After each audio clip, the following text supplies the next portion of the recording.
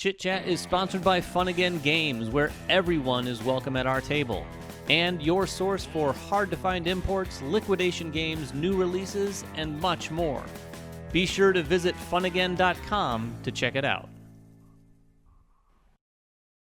On episode 106 of Chit Chat, we have an exclusive first look at Death May Die: Fear of the Unknown. It's October, and we're talking games that are spooky, that are scary, games that just might kill you. I mean, not really, but you get the idea. Welcome back to Chit Chat. This is episode 106. That's 106, for those of you who need the longer version of the number. Thank you, David. Yes, are you writing a check here, David? No, I am not. And 0 cents. And 0 over 100. No, this is episode 106, and we are going to be talking about spooky, scary, maybe even Halloween-themed games. It is October. This is our first episode of October. It's probably going to be our last spooky-themed episode of October. But we're going to be talking about... only then. Yeah, that is true. That is true. This might be our first and also our last. No, it won't be our last episode of October. I think we'll have another one. You think we'll have another spooky one, though? No, but we'll have another episode. Okay, that's fine. Are you glad you tuned into Chit Chat? Anyway, we're going to be talking about scary games. We might even have a surprise about a game that was just recently announced today. In fact, I'll tell you right now, it's Death May Die. The new next campaign from CMON revolving around Death May Die was announced today as of filming, and we put on the hard press and got some details to share with you tonight. So we're going to have images, we're going to have details, we're going to share all about that later in the episode. Yeah, I mean, what a great time to talk about that with it being October. Exactly. This is one of our favorite spooky games. But before we go into talking about all of our Halloween games, we wanted to do a giveaway. Woo! We want to shout out a big thank you to David Turtsey. A lot of you might know that name. He is one of my favorite designers. He's done a lot of those heavy Euro games that we've all played. He's having a baby. So congrats to you, David. Congratulations. And to raise some funds for the baby, he's doing a series of promos on Kickstarter right now. You can get promos for all of his different games. I think like 7 or 8 different games that he's designed. Yep. He's doing some one-of-a-kind promos for them. It's like Tricarion, right? Tekenyu, Tawantinsuyu, Voidfall, Imperium, a few others. Yes. And Vengeance, Roll and Fight. We're missing some, but anyway, you get the idea. So, a bunch of promos for various games that he's been involved with, and we're giving away a couple of those. Yeah, we are. So email us with the code word. Yeah, the code word is... Baby. Email us, please, at contest@madversusmeeple.com. Or no, mvmcontest@gmail.com. Pay attention Go back to the man in the hat. The email is right down here. It's mvmcontest@gmail.com. Put a giant baby in front of me. I think a Halloween has gotten into us. In fact, I can confirm for you before we started recording, we could feel that it was getting a little late here. We're all loopy. Emily is like a werewolf. And once it hits a certain time of night, instead of turning into a wolf, though, she just starts laughing at everything. She does. Yeah, I get pretty loopy late at night. I've told people that before. And by late at night, she means like 8:30. I mean, it's 9. It's 9. It's a hard after. You know it's after 9 because then That's true. Usually I can set my watch to it. Today it just happened to sneak up a little early. It's fine. It's fine. We're having a great time here on set. This is how we interact with each other normally. It is, for sure. Anyway, let's talk about some scary games. We're not going to start with Death May Die, but I do want to talk about Death May Die in a general sense too. Well, yeah, for sure. That was one of our favorite scary games. But I think with it being October, with a lot of people having Halloween parties and things like that coming up, I think it's a good chance to talk about just some games that we would definitely recommend would make great Halloween party games. Yeah. Sure. And I've got one, and this is one that I play every Halloween. Well, do tell. It's Mansions of Maddness 2nd Edition. This is a phenomenal game to play in the month of October, anytime really. If you like spooky narrative games, I can't recommend Mansions of Madness enough. In fact, we kicked off our October with the game of Mansions of Madness a couple days ago. We had the big TV set up, and it plays on a tablet. Yeah. But if you do have a situation where you can have a TV have everyone gathered around, it can play like 5 or 6 players. So everyone, and even people that aren't playing can gather around just to see what's going on and to watch the screen. So it's a very good social game. It's a very good Halloween party kind of game for kind of late at night when people are just wanting to chill and play, because it's not a hard game to play.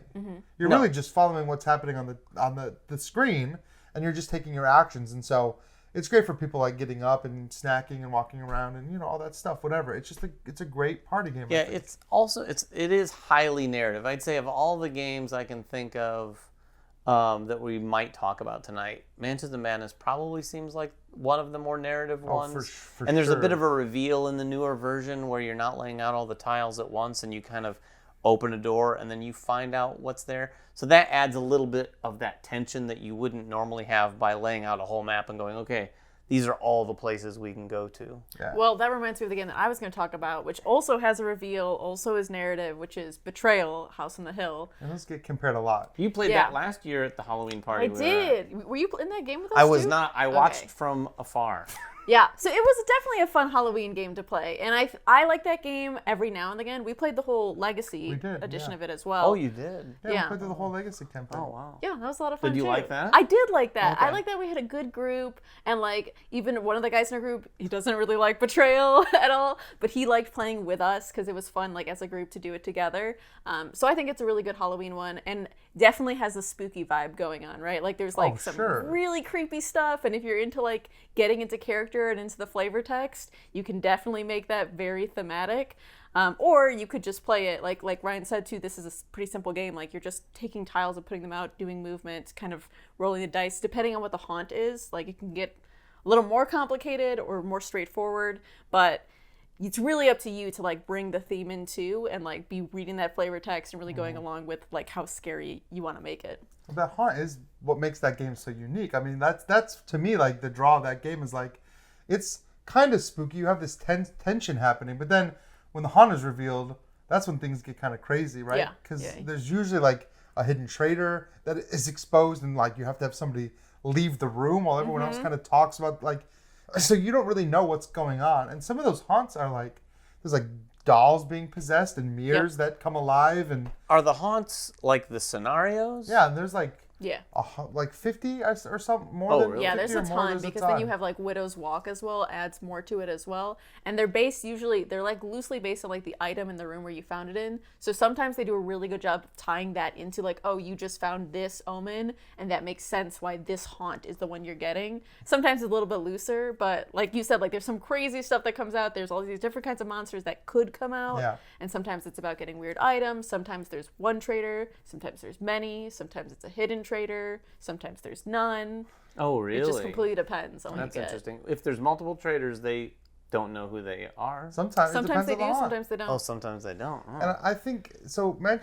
Betrayal is a strange game because I feel like if it's a game that you sit down and you say, "Oh, I'm gonna win this game," you're not gonna have fun. No. It's definitely not a game that you play to win. You play to find out what happens. You play to experience the haunt. And yeah, if you can win, that's great. But like, be along for the ride, right? Because that's what makes that game so much fun. Be there for like the crazy reveal.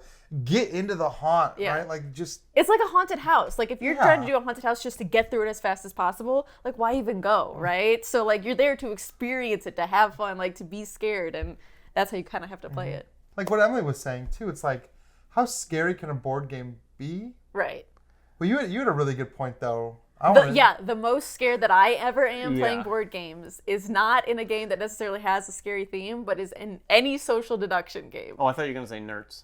No, I don't. That scares me. I love nerds. I will tell you that. Oh, real-time games? No. Nerds puts me on edge. But no, social deduction games, because they're like there's real tension, right? And you're really trying to hide something, and it becomes so tense and so important. Like my heart is beating much faster than it would in a haunted house when I'm playing social deduction games. That is, yeah. I mean, I think that's a good. I mean, it is a fair point. I don't ever feel that way personally. I just always no, especially if I'm the one lying. I mean, I really kind of enjoy being that one who's kind of like trying to deceive everyone else. Well, it gives you something to do all the time. It does, absolutely. Of those social deduction games, obviously Werewolf. Yes, and that's the end all be all of Blood on the Clock Tower. And that does sound a little creepy. Like shooting up in popularity since its release. And that game is, I think, a lot better than Werewolf because there's no real player elimination. You can just stick around after you die. Plus, it's got that giant like Blood on the Clock Tower tome, and it's just like the whole game feels very creepy. And I think it's better if you can pair a social deduction game with a horror element and kind of merge those two things together. Then I think you're in a really good spot. Yeah. Super now, scary. Don't Mess with Cthulhu doesn't exactly scare because it's kind of silly and over the top and fun and silly looking. No, but you might have that. You kind of have that tension. You definitely have that tension of like, am I about to get called out, or like having to choose when you've got two people Don't Mess with Cthulhu both being like, no, they've got Cthulhu. No, they've got Cthulhu, and you're the one that has to choose. See, my thing with Don't Mess with Cthulhu too is that like there's like this double crossing thing that happens as well, where it's not just like I'm just trying to tell you I'm not bad. Sometimes you say, no, I'm the bad one, because that's part of the strategy. Yeah. And it's like that part always messes with my mind, and that's what makes my heart pump too. Is like I'm like, did I just mess up by calling him out because now the other person knows that he's Cthulhu, even though, and I should have kept that secret and. Oh, God. Yeah, that's really There's a exciting. lot of layers to Don't Mess with Cthulhu. And I think that's why it sticks around. Yeah, and plus, that is also a theme. You know, you've got Cthulhu, sort of all these elder ones. If you can't tell, I'm segueing to talking about Death May Die. Well, but before Death May Die, we definitely want to talk about because we love it. But I'm surprised You got another? Too. Well, I think you have one. You played a lot of Arkham Horror. Yeah. Wouldn't you call that like a Halloween? Yeah, that was going to be my stopping ground before Death May Die. Arkham Horror is a great one, and if you can sit there and sort of like really soak in what's happening and think about it, it is pretty creepy. Yeah, There are some really creepy things that are being described as you play Arkham Horror in some of the cases, and also very tense. Like you mix that tension with some of the creepy aspects of it, and I would say it's probably right up there with some of the scarier, spookier games. I remember the one scenario where we're on this train, and also, the scariest thing about this game is every time you play it, you're not even exactly sure what you're supposed to be doing. Sure. Because it's not like the same every time. They really use that rule set and the design space to put all sorts of different things in front of you. So you're sitting there and then you're like, realize, oh, we're on this train. This plays totally different than any other scenario. We have to get going and get to the front of the train. And the cars of the train, well, I don't want to ruin anything. But there's a train scenario that is crazy and it's super tense. And like right up to the very end. But yeah, that is probably my second favorite scary game, and my first being Cthulhu Death May Die. Yeah, we should. We're going to talk about Death May Die because everyone's been asking us about Death May Die in like the 12 hours since it's been announced. Well, not even that Death May Die, but just old school OG Death May Die. Emily, I've not played it. Oh no, she's never played it. We've played. How many times have you played it? Only like 4 or 5 now, but I think you've played it more. Holy. I've played it a few times, but I still haven't played all of the content. Oh no, I've only, like I said, I've only played it 4 or 5 times, and 2 of those times was the same the same scenario because we died so fast. Oh yeah. That we were like, okay, let's just reset the exact same scenario and try again. Yeah, there is player elimination. Okay. But it's a group cooperative thing, so it's not like player elimination. If someone dies, you're dead. No, I Everyone hate dies. player So there's not individual player elimination. I hate it, and you know that. Yeah. But if one player goes down, the game is probably not going to last much longer. Well, that's the good So you're thing. not sitting out a long time. So like the way the game is structured is if someone dies in the early, probably the first 2/3 or more of the game, then everyone dies and you have to start over. Gotcha. But once you get to a certain point, when the elder god or the old one has been summoned, if one person dies at that point, they die. Gotcha. And the rest of everyone finishes. But in my experience, even those people who have been knocked out, they're so invested in the cooperative aspect of trying to win that no one minds sitting there and continuing on. And it is like very part of close. It is usually very close to the end when that happens. And that's why it's such a well-balanced game in that respect, because almost every game of that I've played, it comes down to the very end. What's the fewest number of players you've had still alive and won? Oh, and won? I can tell you, and lost plenty of times. I think I've won when I played with 4 people and 2 of us died. Okay. And we lost one barely, the one that we've talked about on the channel several times. There were 5 of us playing, and we died probably some in the second to last round, most of us in the last round, all the way down to the last person who was left. Gotcha. And it came down to the single roll with him, and it was a win or a lose roll, which was insane. I don't think I've ever won. Now that I don't have. Really? I didn't check my. I record all my BG stats, but I don't. I've never won Death May Die. Oh wow. Gotten to the end a couple times. And that's the mark of a good co-op. Yeah. Well, especially Death May Die because it's in the name. Like, you know this game is going to be hard. You know you're going to lose a lot. And I think they actually did a really, really great job with the presentation of the game, the theme of the game by leaning into that. Like, that old, like, pulpy, it feels like pulling a VHS tape off. Yeah. And sticking it in the VCR and watching, some kind of horror show. And, like, everything is kind of designed around that. It's episodes, they call it. You pick an episode, and you just know that the chances are high you're going to die. Like, you're probably going to die. Yeah, and that's fun. It's fun. And you do often die early, and it's early enough to where it's not too bad to just reset really quickly and start over. I've done that at least 3 times. Sure. We've died before the first round is over. Wow. And then we just, because someone does something dumb.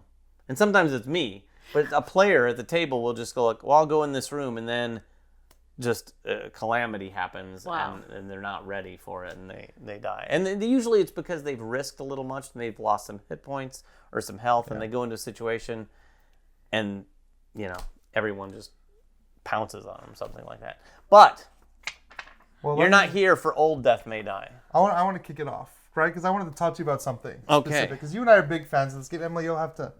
So you have to, kind of. We're gonna have to initiate Emily. It's not exactly her kind of game, right? I was gonna say I'm not big into spooky and scary, and I'm not super big into dice checkers. Well, I mean, dice checkers are not necessarily, but especially narrative games are not usually my jam. So. And it's not. So before you go, it's not super narrative. Not like a Mansions of Madness.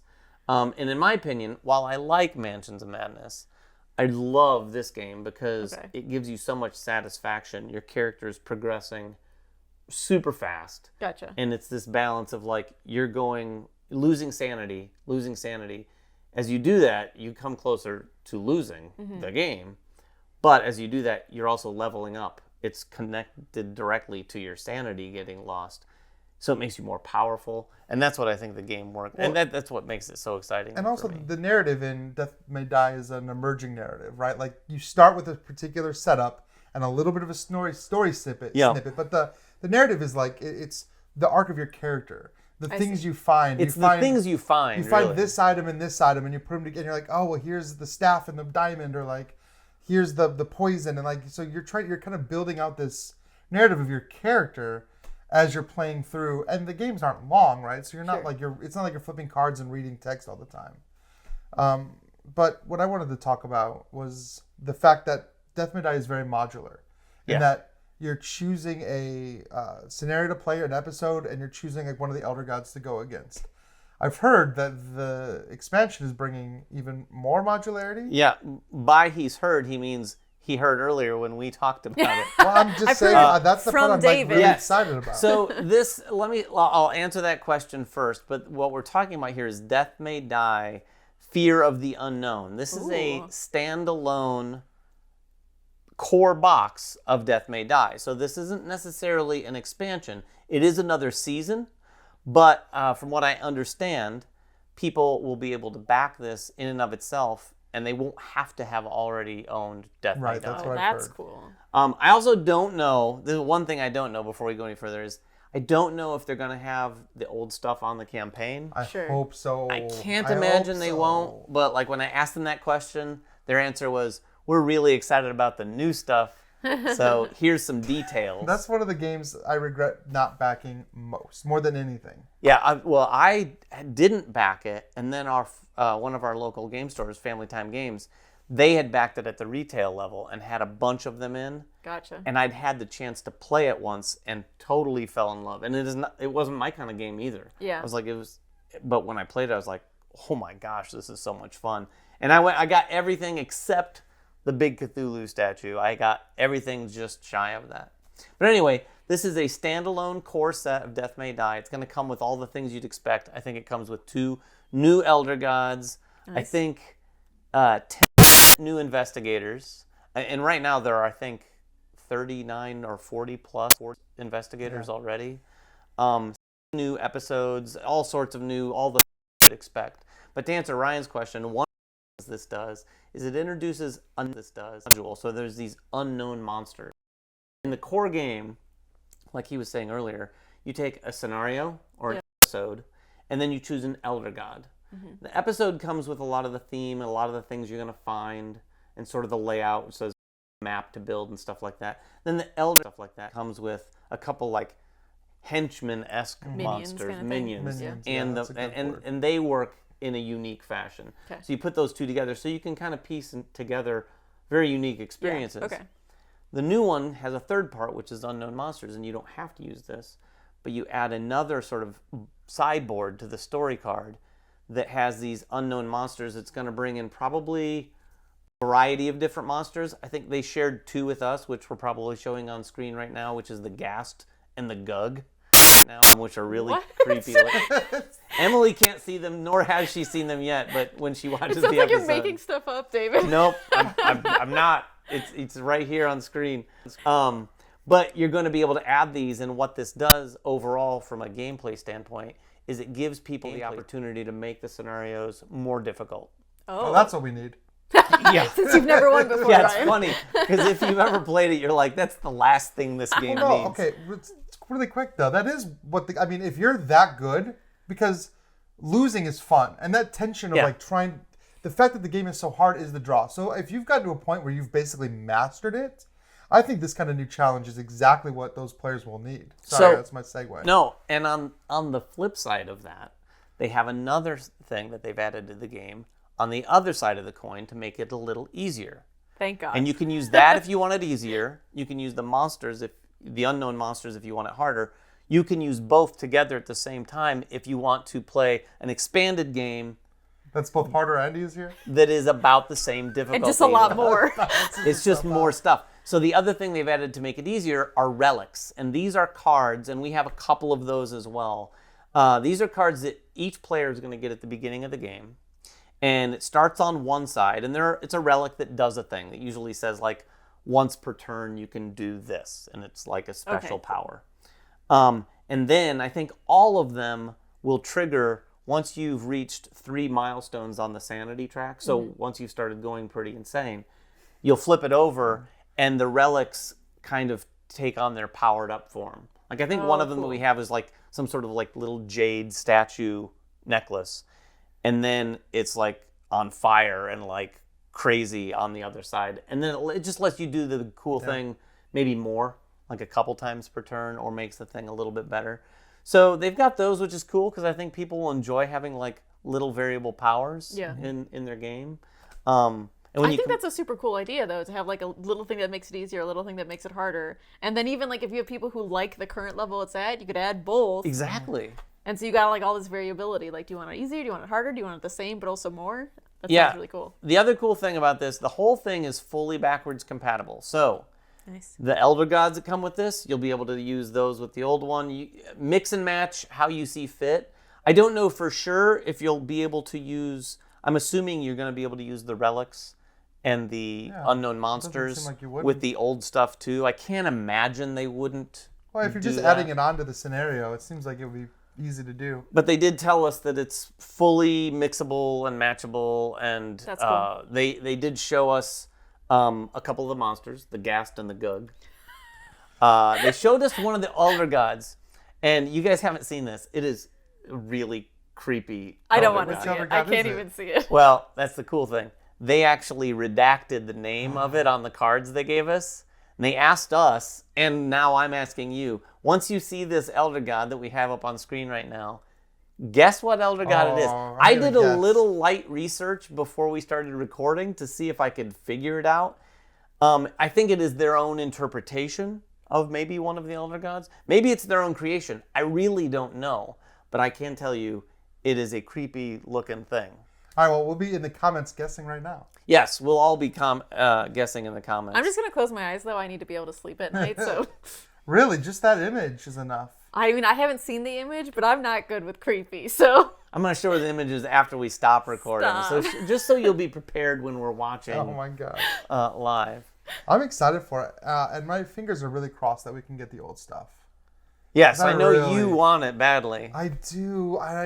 That game is so much fun. And, like, I should have known, because I'm going to go another Halloween episode by mentioning one of my favorite games, which is The Others, which is a horror game. And I should have known because it's that system kind of repurposed and redesigned into Cthulhu. You have that, right? The others? I will never sell that. I've never played that, but it is. I do believe that was sort of the birthplace of what this system ended up being. It's one versus many instead of fully cooperative. That's why it didn't get a lot of love. It kind of came at the tail end of one versus many, although there's been a resurgence lately anyway. So I should have just backed it. Yeah. But I was like, David will get it, or whatever. We'll get one for MVM. But I didn't realize how badly I'd want my own. No, I think it has become a game, a grail game for a lot of people. I know we've introduced it to a lot of people. Even when we went to the Buckeye Game Fest, introduced it, and everyone at the table wanted to own it after that. In fact, one of the guys did track it down and find it. I helped him find it. Yeah, that's good. I need to do that.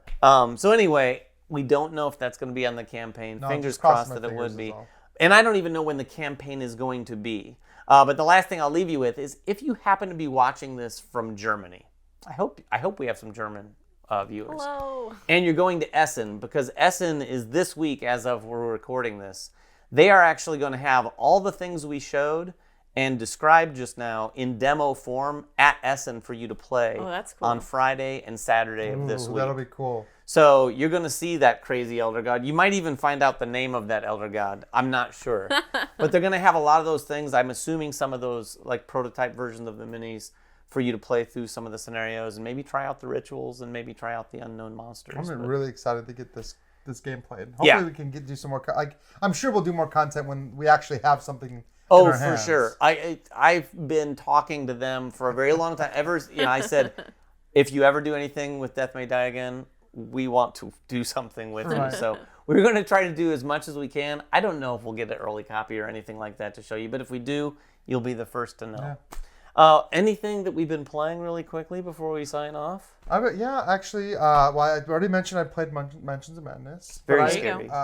This kind of fits in theme. I played Clank Catacombs the other day, Did you? Yeah, which is the newest version of Clank. It's kind of back to old classic Clank. So we have Clank in space, but this is based on the original Clank game, but instead of a board, you're flipping over tiles as you move through the dungeon. How did you like that? Loved it. Okay.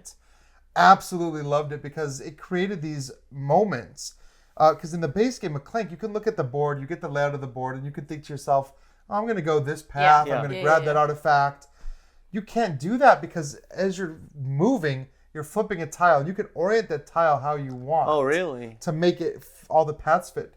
And these paths are zany. Like they'll go different ways, and like some of them will cross over and under others. And so you'll get these moments where you flip an artifact tile, and the artifact is in the center, and it's like it tells you to grab like a really high point artifact and put it on that tile. And then you realize, but there's no path from my tile into the artifact. Oh. I have to find another tile that circles back around in some weird way. So it's very cool. And also, since the game is made up of tiles, there's ways that you can interact. There's things that will rotate your tiles or turn them or change the orientation. And so, in addition, it does have a lot of other elements. But I played it with two people that had played Clank and then one friend who had never played Clank at all. And she absolutely loved it. Like this was her first Clank experience. And I think that this is the best version of Clank I've played. Like I love Clank Legacy, but just it sounds on paper you're like, oh, it's just Clank, but you flip tiles. But that adds so much. That idea of like, what am I gonna have? Like you're really low in health and you flip over a tile and the next room has a health fountain or a market where you can buy a health potion. And you're like, oh my gosh, I really needed that. Yeah.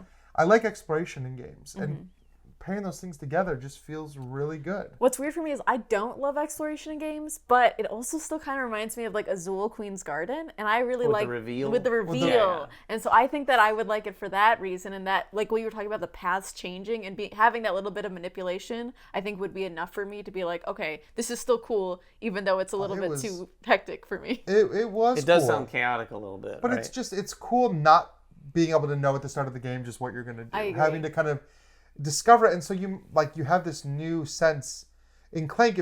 For those who haven't played, like your goal is to get the best artifact, the most expensive one you can, the highest victory point one, without dying and get back. But you might be in a situation where you flip over a tile and here's a 10-point artifact, and normally you're like, nah, I'm just going to go down and get the 25 one. But you don't know when you're going to come up across another artifact. Yeah. So now you have to ask yourself, do I want to grab this one just because I might not see another one? It's really cool. You have to So play what it. about you, Emily? What have you played? There's just one game that I've played Just recently. one game. What could it be? It doesn't sound very scary, that's for sure. It was not scary, but it was just one. I went to Arizona recently for my partner's, his dad's 70th birthday party, so that was a lot of fun. And during the week, we got his dad, his stepmom, his brother, and his brother's fiance, and us to all play just one. Nice. Oh, that's a nice group. Yeah, That's a it great was group. it was a lot of fun, and they don't get to play a lot of board games, so they don't have like a regular board game group that they're playing games with. So it's really fun to get to show them that they've watched the channel too. So Oh, sweet. Thank you Thank for you. watching. Hi, everybody. But it was super cool to get to like show them one of the games. Like we had all mentioned it on our top 50 list and be like, this is the cool. game we were talking about, and like kind of like walk us through that experience. And Just One's a great game, right? Because it has a bunch of fun moments where you're like, someone flips something over and you're like, Chris, why is that a clue? That doesn't even make sense. And then the person who's trying to guess it is like, I don't get it. He put short. The word was king. And his clue was short, like short king. And I was like, Short king? Is Yeah, that a you thing? just said Short King like I should know what that means. You know, that's the king how is everyone short, like else short felt. king. They were like, Chris, what? Well, that you just made it scary. Or Short, Chris did, anyway. short king. Yeah, sure. Short King. You know, Short King. Well, there are those moments where you like we had one that was like Subway. It was Subway. Oh, yeah, you've shared this. Yeah, and it's like half the group thought they meant the sandwich, and the group was like the underground, and so like you get those moments like so maybe he thought it was something like completely different. I think he gave us some very tricky clues for no reason. But you know, speaking of birthdays, we had another birthday recently too, where we got to play a lot of party games. Oh, Do you want to talk about that? We did. It was also my birthday. Yeah. Hey, happy birthday! We had a party game party, so we got to play party games. We got to play Taboo, a fan favorite. We did. We got to play Wise or Otherwise. Wise or Otherwise. It's somewhere right here off camera. Yeah, Yeah. This was a game that I brought to the party because this is like, I don't have many opportunities to play Wise or Otherwise. And when she said she's having a party game party, I was like, oh, where is that? Because it was not down here. Not normal rotation. And I was actually driving home from another city, and I called my son here because I was running late to get to her party, and I was like, okay, here's what I need you to do. Go up in the attic. This is a scary story, actually. I said, you need to go up in the attic. He was like, I'll do it right now. Just stay on the There's phone. an old creepy board game. He goes up in the attic. The light's not working. Stop. I'm not kidding. He's like, oh, the light's not working. And he's also like, I'm standing on one of those rickety, like, ladder Right. things that come down. And I'm like, okay, it's in one of the cardboard boxes there. So he gets his phone. He's like, I don't think he FaceTimed me, but he's like flashlighting with his phone. And thankfully it was right on top. And anyway, Wise and Otherwise, it's like Boulder Dash. And you start a saying, there's an old Danish saying, the lights are only off when... And then everyone has to finish that. Yeah. By the way, that's not an actual old Danish It might be. saying. How do you know? That's an old David saying. How do you finish it, David? I don't even The remember what I lights are said. only off when? They're not on. When no one's home. When no not one's home, on. there you go. So you get the idea. Everyone at the table writes down the whole thing with their own ender, and then the person who had the card writes the real thing, and then kind of like Dixit or anything like that. You gather them up, and then people guess as to which one they think is right, and you get points if people guess the one you submitted, and you get points if you pick the right thing, that sort of thing. Oh, It was fun. We had a good time. Yeah, we did. Some of them are really wild. Like we'd hear the right answer and be like, what?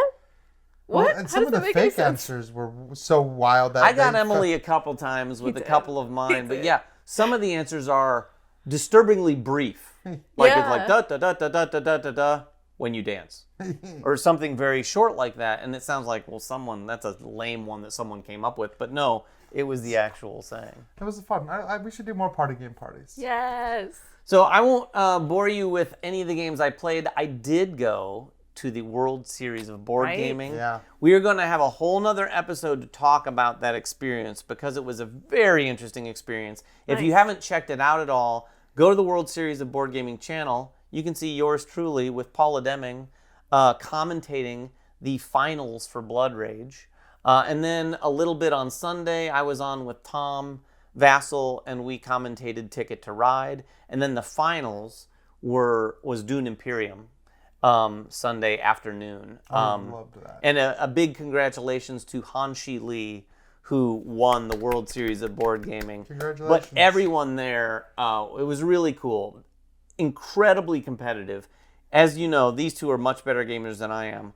Oh, I think you're saying much more competitive. Well, you are that. Probably both of those things are true. That no, too. I'm not gonna say But that. I have to say, you guys would have been, you'd have been impressed. These Okay. people were like here. You say that, it makes me want to enter next year. We interviewed some of them, and it was seriously impressive to hear them just talk about, oh, well, I was using the big coal strategy. Like they were tournament level players for Brass Birmingham or something like that. Oh yeah, Brass is. Oof, those players are good. Yeah, it was really crazy. And two of the people who won they gave away rings.